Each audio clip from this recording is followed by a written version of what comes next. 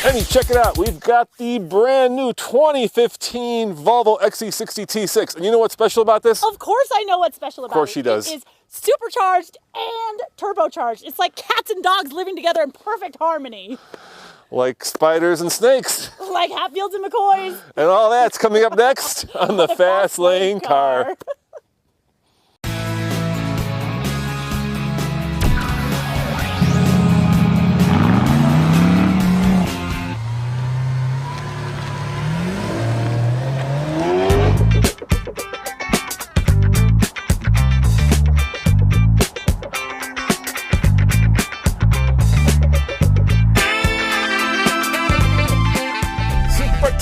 Super turbo. I don't know. Wait, how do I say it in a Swedish accent? It's super turbo. I don't know. That's your thing.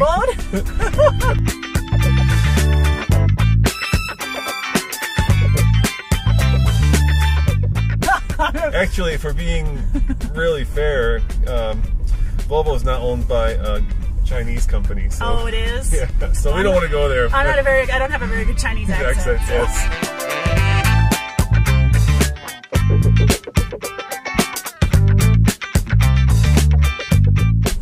But it is built in Belgium, of all places. Right, but the engine's from Sweden.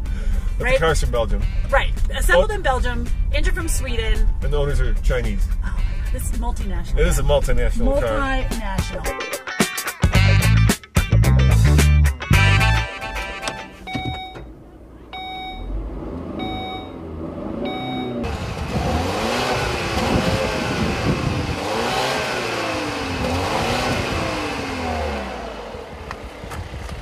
You can hear more of it coming out the front than you can coming out the rear. Wow, look at that. It's got a vertical RPM gauge. Now that's something you don't see every day. Now under the hood, in addition to a ton of plastic, Volvo gives us a 2.0 liter inline 4-cylinder engine, which is good for 302 horsepower and 295 pound-feet of torque. Now that power is going to the front wheels via an 8-speed automatic transmission.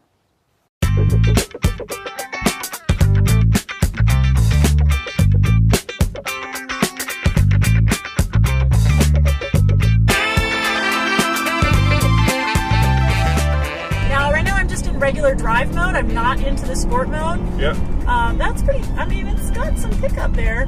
Now, what's really cool about this 2-liter inline-4 super turboed engine is that it basically gives you the fuel economy of a 4-cylinder with the bang of a 6-cylinder. You get 25 miles per gallon combined, which is pretty... cats and dogs. Cats and dogs. Okay, so here's how it works. The supercharger is what kicks in at your low end, and then once you get up in the revs, that's when your turbocharger kicks in. And now there is a little bit of a break there in between, but it's pretty seamless, so you don't really notice when it's switching from the supercharger to the turbocharger. Let's switch it into sport mode here. Yeah, give it a shot. See how it... There we go, second gear. Ooh, definitely torque steer. Do you feel that? No. Oh, and it will shift for me too once I get it up in the red line, which I hate.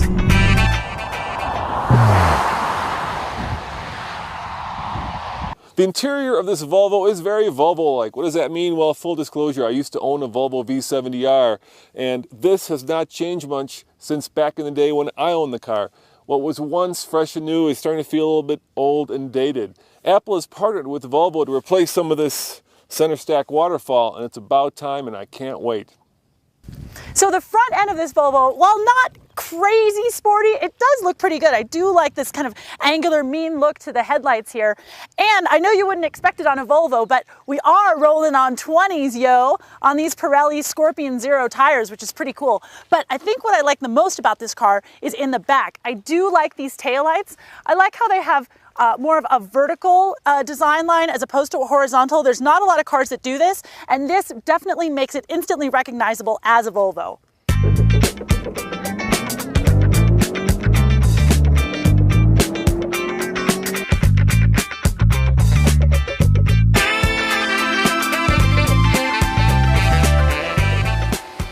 So even though you're in it's quote-unquote manual mode, it's still going to do. It's still going to do what it thinks it's best for you. And that's just the way of the world nowadays. I know, but you know what, though? I'm a grown woman, and if I want to hang out in the red line, I should be able to do that.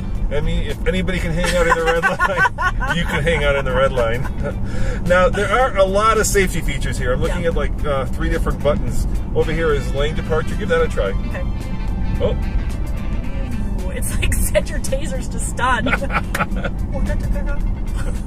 You're having way too much fun with that. I know. Then there is this little button that, in case there was a car in front of us and you got too close, it would actually brake for you. It would brake for me, and I do get a little red warning light here. Auto stop. Yeah, and a little auto stop that lets you know.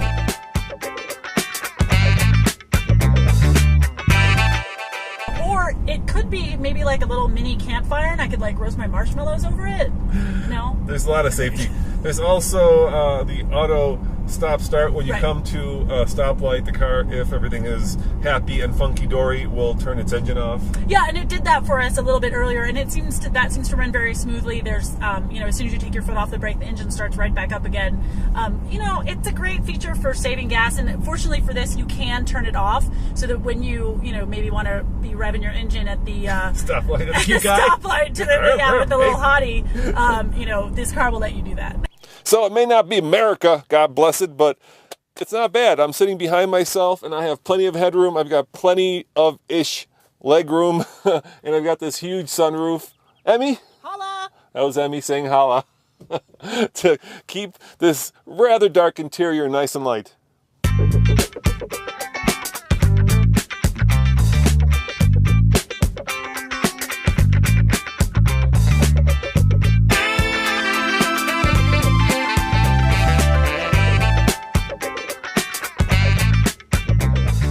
It also has cross-traffic alert, so if somebody is like coming across, it will alert you. Blind spot monitoring. Yeah, so it is just chock-a-block full of all kinds of safety, which is what Volvo's known for. But the one thing, Emmy, the one thing that I want is all-wheel drive. I know. I don't understand why this car is coming in at such a huge price point is not offered in all-wheel drive. I mean, this car would be so much more fun in all-wheel drive. Yeah. So much more fun. I thought XC stood for cross-country. Oh, there we go. Oh, sorry. Set your, what'd you say? Oh, set your phasers to stun. I mean, I think we both agree that this Super Turbo is way cool. But on the TFL scale of buy it, lease it, rent it, or forget it, what do you give it? Well, you know, it is really cool, but I have to give it a lease it. And here's why. Our test model here comes in at just over $50,000. And that's a lot of money for a car. I mean, yes, it has some pretty good get up and go, but I'm just not sure that it's worth that $50,000. I can think of a better car, lots of better cars that I would rather spend that kind of dough on. You know what, Emmy? I think you can get this car in all-wheel drive. Sorry. Just not, set your phasers just done. Just not with this engine. I'm going to give it a lease as well. I'm with you, and that's because for $50K, you better have all-wheel drive. You better bring it, and not just front-wheel drive. As always, this is Roman. And Emmy. Saying check out tflcar.com for more news, views, and reviews, and subscribe for a new car video every day. Ciao.